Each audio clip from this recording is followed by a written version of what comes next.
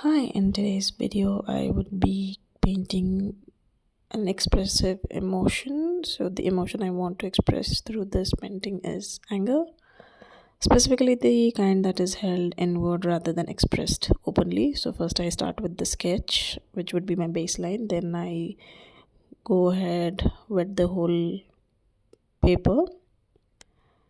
Then I go ahead. I will be using very limited color palette of red, brown, and black to keep the emotion concentrated and intense. While we consider red as we connect it with raw emotional pain and anger, so it sits at the center of the form where our emotions tend to build up. Brown will add heaviness, so that is also there. And black introduces the depth, so I would be using this three shades. So here I'm worked mainly using wet on wet techniques, allowing the colors to bleed into one another. This loss of control was intentional as it reflects how anger spreads internally without clear boundaries. The soft edges merging washes create a sense of emotional overflow rather than clarity.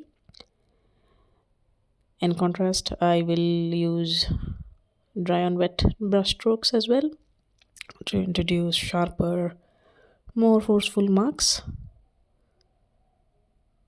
These strokes define the central form and suggest pressure, tension, resistance.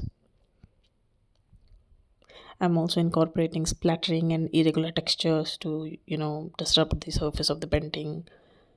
So basically, it will represent that emotional noise within you, unspoken thoughts, the frustration, the mental tension that exists beneath the surface. The figure itself is intentionally abstract, closed, and inward facing, so that was my intent. So it appears to be compressed and withdrawn. I knowingly avoided facial details so the focus remains on the emotion itself. So, overall, my goal was not to create a realistic image but to let the behavior, the emotion to come through the painting, the flow, the resistance, the intensity, to convey anger as something heavy, internal, and unresolved. So, this is the final look. Hope you like it. Thank you.